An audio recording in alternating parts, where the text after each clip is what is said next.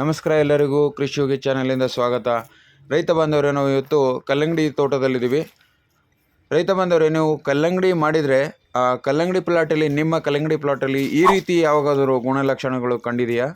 So ನೋಡ್ಬೋದು, ಇಲ್ಲಿ ಕಂಪ್ಲೀಟಾಗಿ ಬಳ್ಳಿಯನ್ನೇ ಇದು ಸಾಯಿಸಿಬಿಟ್ಟಿದೆ. ಕಂಪ್ಲೀಟಾಗಿ ಬಳ್ಳಿಯಲ್ಲಿ ಸತ್ತೋಗಿದೆ. ಯಾವ ರೀತಿ ಅಂದರೆ ಎಲೆಗಳು ಹಳದಿ ಆಗಿಬಿಟ್ಟಿದ್ದಾವೆ ಮತ್ತು ಕಂಪ್ಲೀಟಾಗಿ ಇಲ್ಲಿ ಸುಟ್ಟಂಗೆ ಕಾಣ್ತಾ ಇದೆ ಎಲೆಗಳು.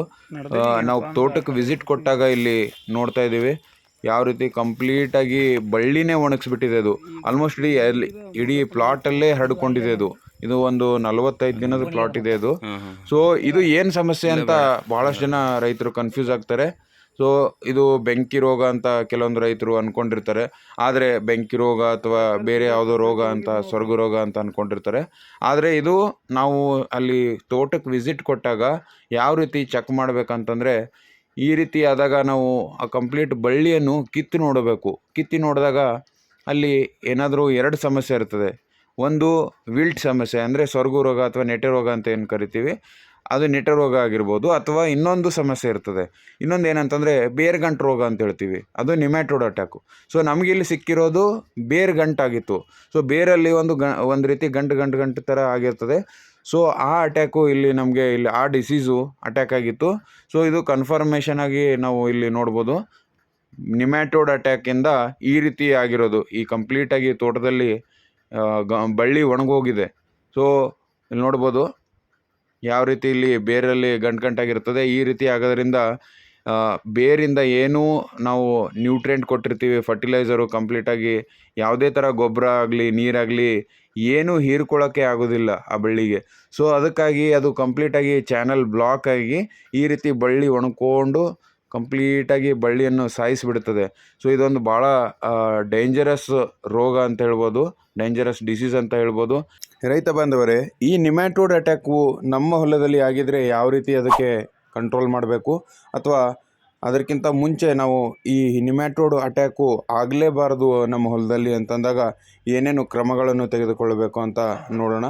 ಸೊ ನಾವು ಏನು ತಳಗೊಬ್ಬರ ಹಾಕ್ತೀವಲ್ಲ, ತಳಗೊಬ್ಬರ ಹಾಕುವ ಸಮಯದಲ್ಲಿ ಬೇವಿನ ಹಿಂಡಿಯನ್ನು ಈ ಗೊಬ್ಬರದೊಟ್ಟಿಗೆ ಮಿಶ್ರಣ ಮಾಡಿ ನಾವು ಬೆಡ್ಡಿಗೆ ಹಾಕಬೇಕು. ಸೊ ಈ ಬೇವಿನ ಹಿಂಡಿ ನಿಮಗೆ 1 ಎಕರೆಗೆ ಸರಿಸುಮಾರು ಒಂದು 200 kgವರೆಗೂ ಹಾಕಬೇಕು.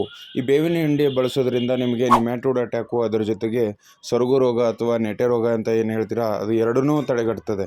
ಸೊ ಈ ರೀತಿ ಮಾಡೋದ್ರಿಂದ ನಿಮಗೆ ಒಂದು ಕಂಟ್ರೋಲ್ ಮಾಡ್ಬೋದು. ಅದರ ಜೊತೆಗೆ ನಿಮ್ಯಾಟೋ ಫ್ರೀ ಪ್ಲಸ್ ಅಂತ ನಿಮಗೆ ಮಾರ್ಕೆಟಲ್ಲಿ ಸಿಗ್ತದೆ. ಇದು IPL ಬಯೋಲಾಜಿಕಲ್ಸ್ದು. ಸೊ ಈ ನಿಮ್ಯಾಟೋ ಫ್ರೀ ಪ್ಲಸ್ಸು ಉತ್ತಮವಾಗಿ ಕೆಲಸ ಮಾಡ್ತದೆ ಈ ನಿಮ್ಯಾಟೋಡ್ ಕಂಟ್ರೋಲ್ ಮಾಡಲಿಕ್ಕೆ, ಬೇರ್ಗಂಟು ರೋಗ ಅಂತ ಏನಂತೀವಲ್ಲ. ಸೊ ಈ ರೀತಿ ಆದಾಗ ನಿಮ್ಯಾಟೋ ಫ್ರೀ ಪ್ಲಸ್ಸನ್ನು ನೀವು ಬಳಸ್ಬೋದು. ಸೊ ಇದನ್ನು ನೀವು ಯಾವ ರೀತಿ ಅಪ್ಲೈ ಮಾಡ್ಬೇಕಂದ್ರೆ, ನಿಮ್ಮ ಹೊಲದಲ್ಲಿ ಏನು ತಿಪ್ಪೆ ಗೊಬ್ಬರ ಜೊತೆಗೆ ಒಂದು 500 kg ತಿಪ್ಪೆ ಗೊಬ್ಬರ ತೊಗೊಂಡು 2 kg ನಿಮ್ಯಾಟೋ ಫ್ರೀ ಪ್ಲಸ್ಸನ್ನು ಮಿಶ್ರಣ ಮಾಡಿ ಸೊ ಇದು ಹೊಲದಲ್ಲಿ ಎಲ್ಲ ಕಡೆನೂ ಚೆಲ್ಲಬೇಕು. ಈ ರೀತಿ ಮಾಡೋದ್ರಿಂದ ನಿಮಗೆ ನಿಮ್ಯಾಟೋಡ್ ಕಂಟ್ರೋಲನ್ನು ಮಾಡ್ಬೋದು.